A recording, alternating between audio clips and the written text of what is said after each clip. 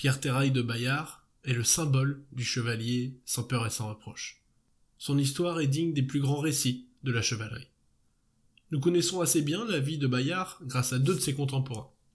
Il s'agit de Symphorien Champier, qui écrivit en 1525 les gestes, ensemble de la vie du preux chevalier Bayard, et surtout, Jacques de Maille, compagnon d'armes et peut-être confident de Bayard, qui, s'intitulant lui-même le loyal serviteur, relata en 1527 la très joyeuse, plaisante et récréative histoire du bon chevalier sans peur et sans reproche, gentil seigneur de Bayard. Vers 1473, au château de Bussière, naît Pierre, le quatrième fils des Montterrail, seigneur de Bayard.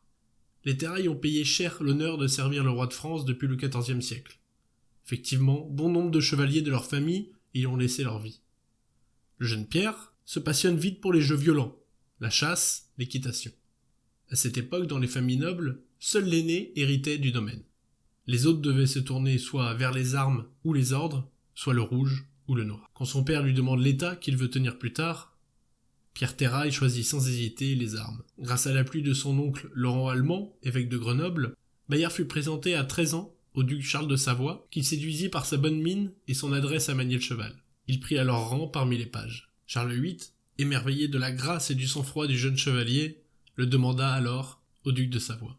Pendant près de 4 ans, au duc de Ligny, auprès duquel le roi l'a envoyé, Bayard s'entraîne à la guerre dans de nombreux tournois et, semble-t-il, sous la direction d'un terrifiant capitaine, Louis d'Ars. En 1494, le roi de France, Charles VIII, décide de faire valoir ses droits sur Naples.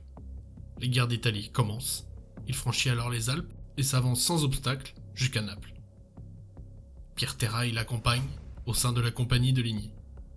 Mais une coalition italienne se forme contre les Français, qui doivent en hâte quitter le pays conquis. Elle leur coupe la route près de Parme, à Fornoux, et le 6 juillet 1495, leur livre une courte bataille dont les Français sortiront à grande peine vainqueurs. Le jeune Bayard, âgé d'à peine 20 ans, y a peut-être combattu au sein d'une armée dont la bravoure sera qualifiée de Furia Francese. Louis XII succède à Charles VIII sur le trône et en été 1499, l'armée française, avec Bayard et son capitaine Ligny, passe encore les Alpes et dès octobre, prend facilement Milan au duc Ludovic le Mort. Le gros de l'armée se retire, Bayard reste en garnison en Lombardie. En 1500, les Français soumettent tout le Milanais et une troupe, dont celle de Ligny, reste en garnison à Milan. Bayard est nommé peu après guidon de la compagnie, c'est son premier grade militaire. Il s'illustre au siège de Canosa di Puglia. Il fait partie des 11 champions qui combattront sans résultat, mais avec brio, 11 Espagnols devant Trani en 1502. En 1507, le roi part réprimer une révolte à Gênes. Bayard, qui a quelques problèmes de santé et qui se faisait soigner à Lyon, se joint malgré tout à l'expédition. Il se distingue dans la prise du Bastillon où il attaque au premier rang. Le lendemain, Gênes capitule et Louis XII y entre victorieux. 2 ans plus tard, selon certains auteurs, le roi nomme Bayard capitaine et lui confie une compagnie de gendarmes. En 1512, Gaston de Foix et Bayard font reculer le pape et dégagent Ferrare, puis occupent Bologne. Bayard marche alors sur Brescia, alors aux mains des Vénitiens. Il est grièvement blessé au cours de l'attaque de la ville. Transporté chez de riches bourgeois, il protégera l'honneur de ses hôtes, sauvera leur maison du pillage, et même distribuera à leur fille l'argent remis par ses hôtes en remerciement de sa protection.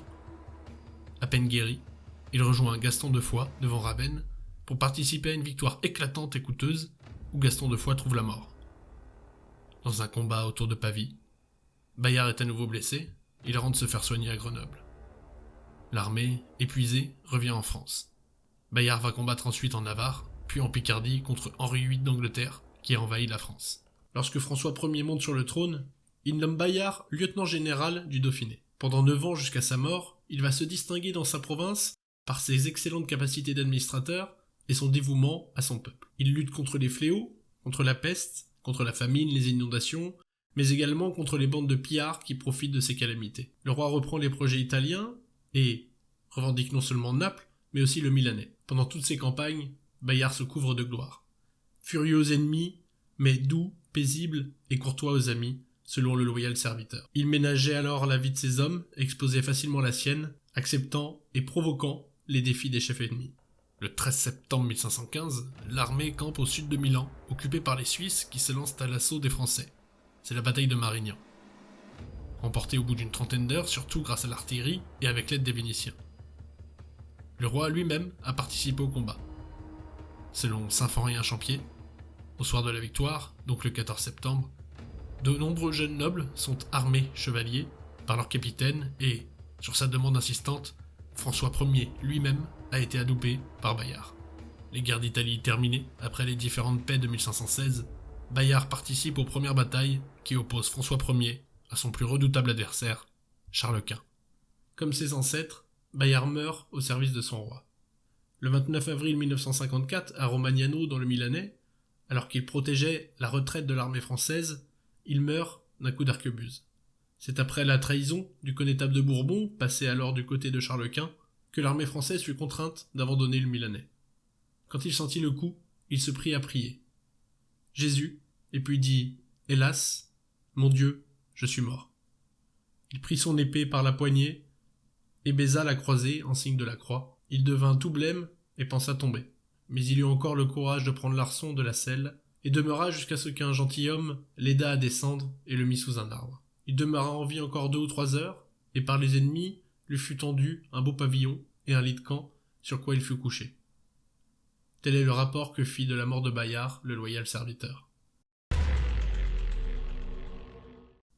Lors de la guerre menée en Italie contre Ferdinand d'Aragon, autre prétendant au trône de Naples, Bayard, commandant d'une place forte, capture pendant une escarmouche le chef des ennemis, Alonso do Sotomayor.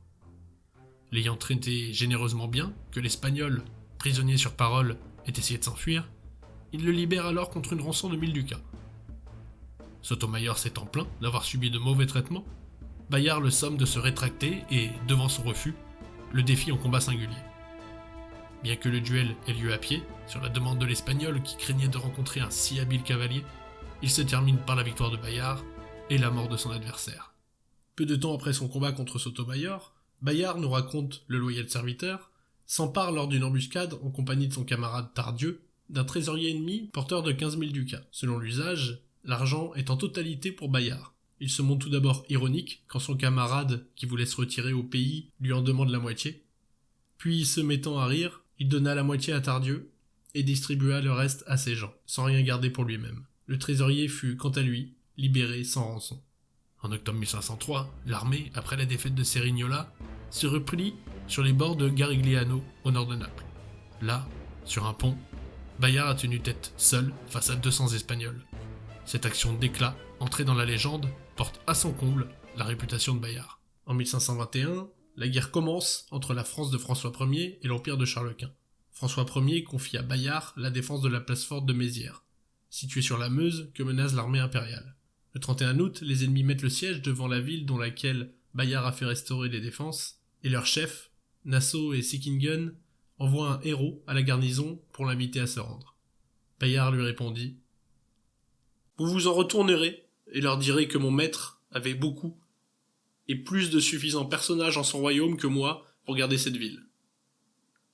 Mais puisqu'il m'a fait cet honneur, j'espère la lui conserver si longuement qu'il ennuiera plus vos maîtres d'être au siège qu'à moi d'être assiégé. » Après une résistance acharnée, Bayard réussit par un habile stratagème à semer la discorde parmi ses ennemis qui, je cite, « troussèrent leur quille sans avoir osé donner l'assaut pour la crainte du bon chevalier. »